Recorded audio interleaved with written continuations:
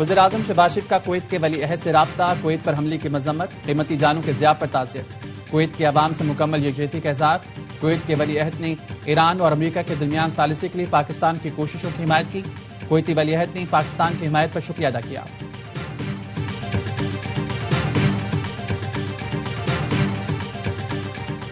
ایران کے کویت، بحرین اور قطر پر ڈرونز اور میزائلوں سے حملے، کویت میں شوائق بندرگاہ کو ڈرون سے نشانہ بنایا جس سے عمارت کو نقصان پہنچا۔ سعودی وزارت دفاع کا کہنا ہے ایران نے ریاض پر 6 بیلسٹک میزائل فائر کیے جن میں سے 2 کو مار گرایا گیا جبکہ 4 غیر آباد علاقوں یا خلیجی پانیوں پر گرے۔ مشرقی ریجن میں ایران کے 8 ڈرونز حملے ناکام بنائے گئے۔ بحرین میں ایرانی ڈرون حملوں کے بعد سائرن بج اٹھے۔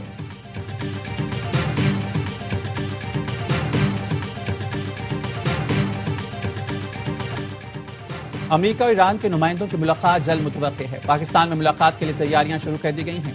جرمن وزیر خارجہ کا کہنا ہے پیریکین بہت جلد پاکستان میں میز پر ہوں گی۔ جوہان ویجے کا کہنا ہے معلومات کے مطابق امریکہ اور ایران کے درمیان بالواسطہ رابطے ہو چکے ہیں۔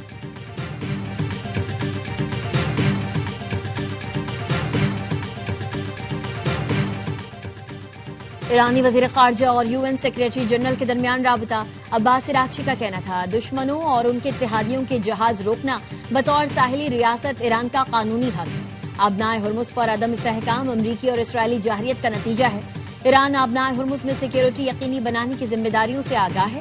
آبنائے ہرمز سے متعلق ضروری اقدامات کر چکے ہیں۔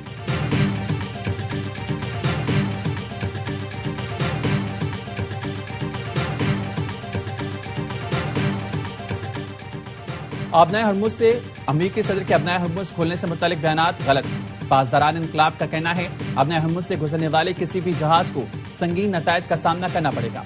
آج مختلف ملکوں کے 3 جہازوں کو آبنائے ہرمز میں داخل ہونے سے روکا گیا۔ اسرائیل اور امریکی دشمنوں کے اتحادیوں حامیوں کو آبنائے ہرمز سے جانے کی اجازت نہیں۔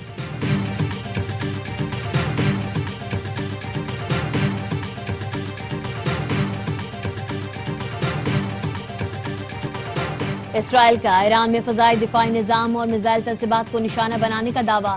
اسرائیلی فوج کا کہنا ہے تہران میں ان مقامات کو نشانہ بنایا گیا جو بیلسٹک میزائلوں سمیت دیگر ہتھیار بنانے کا مرکز تھے۔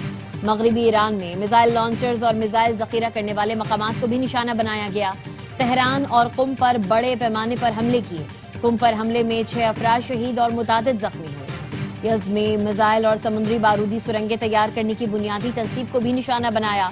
تہران میں پاکستانی سفارت خانے کے اطراف اسرائیل کی بمباری، پاکستانی سفارت خانے کا عملہ محفوظ رہا۔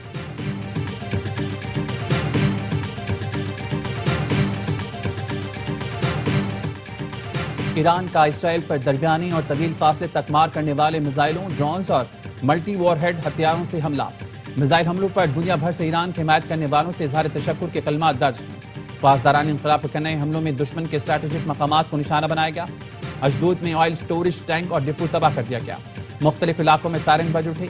اسرائیلی حکام کے مطابق ایرانی حملوں میں اب تک 5000 سے زائد افراد زخمی ہو چکے۔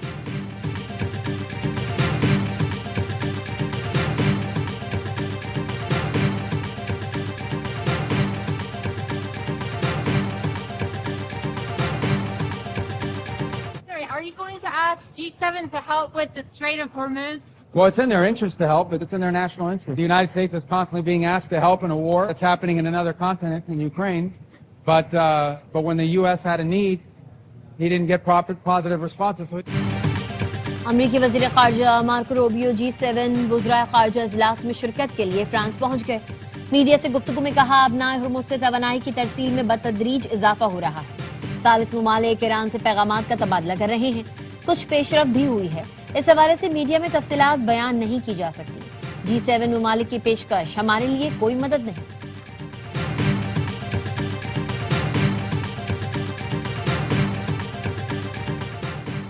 اسرائیلی آرمی چیف نے سیکیورٹی کابینہ بریفنگ میں ناکامی کا اعتراف کر لیا۔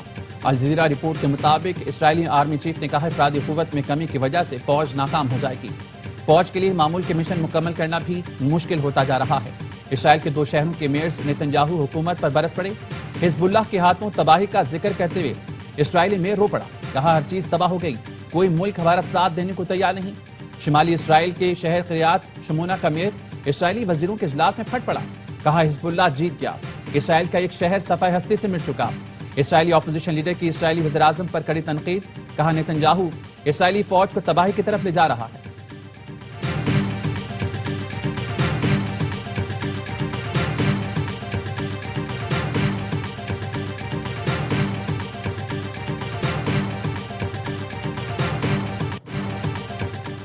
یوکرین کے صدر ولادیمیر زیلنسکی کا دورہ سعودی عرب، یوکرین اور سعودی عرب کے درمیان دفاعی تعاون کے معاہدے پر دستخط۔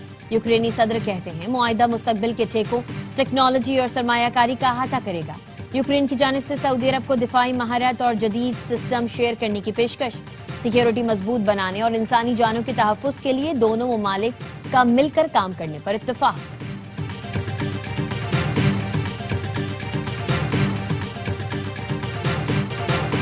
اقوام متحدہ کا ایران میں اسکول پر حملے پر امریکہ سے انصاف کا مطالبہ۔ اقوام متحدہ کے انسانی حقوق کونسل کے سربراہ نے امریکہ سے مطالبہ کیا کہ وہ 28 فروری کو ایران میں اسکول پر ہونے والے بم حملے کی غیر جانبدار اور شفاف تحقیقات مکمل کریں۔ اس حملے نے شدید خوف اور دہشت پیدا کیا۔ میناب کے ایلیمنٹری اسکول پر ہونے والا بم دھماکہ فطری اور انتہائی خوفناک رد عمل کا باعث بنا۔ حملہ کرنے والوں پر لازم ہے کہ وہ اس واقعے کی بروقت غیر جانبدار، شفاف اور مکمل تحقیقات کریں، رپورٹ عوام کے سامنے لائیں۔ اس خوفناک نقصان پر انصاف ضروری ہے۔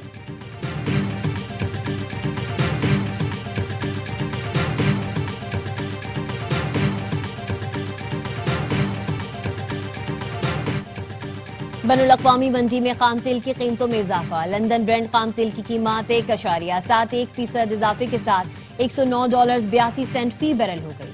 ویسٹ ٹیکساس خام تیل بھی 1.61% مہنگا، قیمت $95.96 فی بیرل ہو گئی۔ توانائی کے بحران پر قابو پانے کے لیے حکومتی اقدامات، پیٹرول کا ایک اور LPG کے مزید 2 جہاز پورٹ قاسم پہنچ گئے۔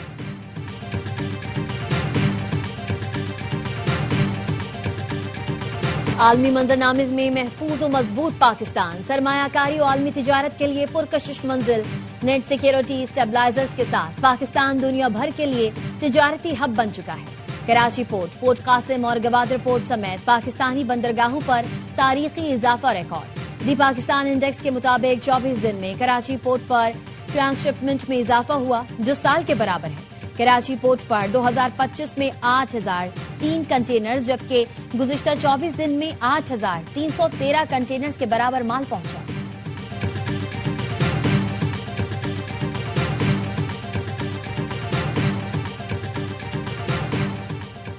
جی ایس پی پلس پاکستان کے ایکسپورٹ کی شہرت ہے۔ سب سے پہلے ایکسپورٹ، باقی چیزیں بعد میں ہیں۔ Regional chairman FPCCI Zaki Ejaz کے پریس کانفرنس، چیئرمین ایفٹما کامران ارشد نے کہا GSP پلس ملنے سے یورپ کو پاکستان کی ایکسپورٹ بڑھ گئی تھی۔ کوئی بھی GSP پلس کے خلاف بات کرتا ہے تو اس کی مذمت کرتے ہیں۔ FPCCI کے senior vice president Saqib Fayyaz Mughal کہتے ہیں GSP پلس سے متعلق کسی پروپیگنڈے کا حصہ نہیں بننا چاہیے۔ IMF پروگرام سے نکلنے کا واحد حل ایکسپورٹ ہے۔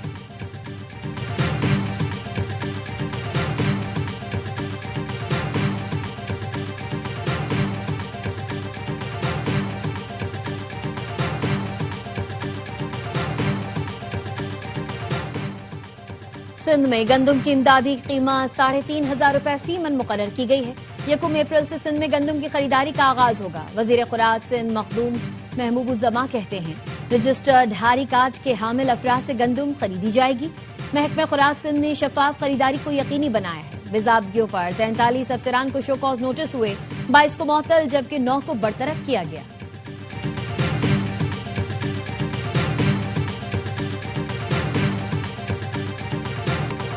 PSL 11 میں کراچی ایکسپریس، فاسٹ بولر رضوان اللہ جسے کراچی کنگز نے ٹیلنٹ ہانٹ پروگرام سے کھوج کر سنوارا۔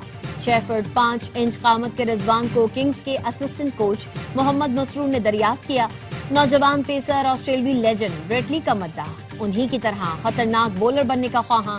رضوان اللہ PSL میں اپنی تیز رفتار بولنگ سے حریفوں کے شکار کے لیے تیار ہے۔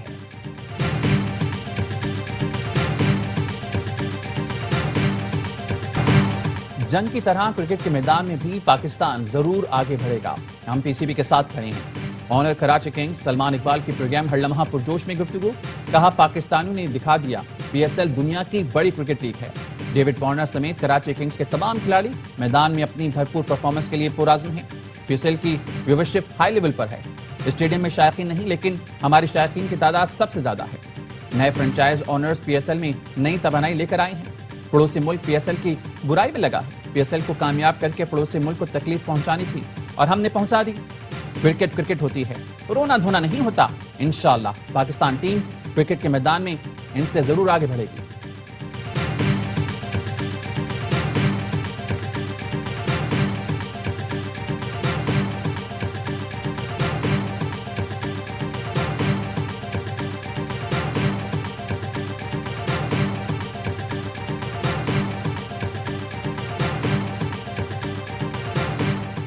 کرکٹ اور کامیڈی کا تڑکا ایک ساتھ, ہر لمحہ پرجوش. پاکستان سپر لیگ اسپیشل میں ریکارڈز اور تبصروں کا طوفان. باسط علی اور کامران اکمل کے جاندار تبصرے, شاہد ہاشمی اور نجیب الحسنین کی ماہرانہ رائے, وسیم بادامی کے معصومانہ سوالات. آج ہوں گے اداکار سمیع خان مہمان, عادی اور مصطفیٰ چودھری مسکراہٹیں بکھیریں گے.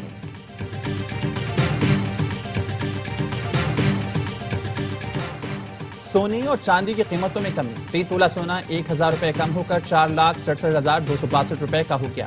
عالمی مارکیٹ میں فی اونس سونا $10 کمی کے ساتھ 4,445 ڈالر کا ہو گیا. فی تولہ چاندی 30 روپے کمی کے ساتھ 7,454 روپے کی ہوگی.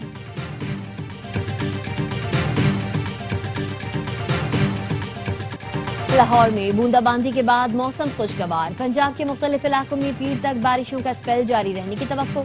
کراچی میں کل ہلکی بارش کی پیش گوئی. بلوچستان کے مغربی اضلاع میں تیز ہواؤں اور گرج چمک کے ساتھ بارش متوقع. گلگت بلتستان خیبر پختونخوا کے بیشتر اضلاع میں مطلع جزوی ابر آلود رہے گا.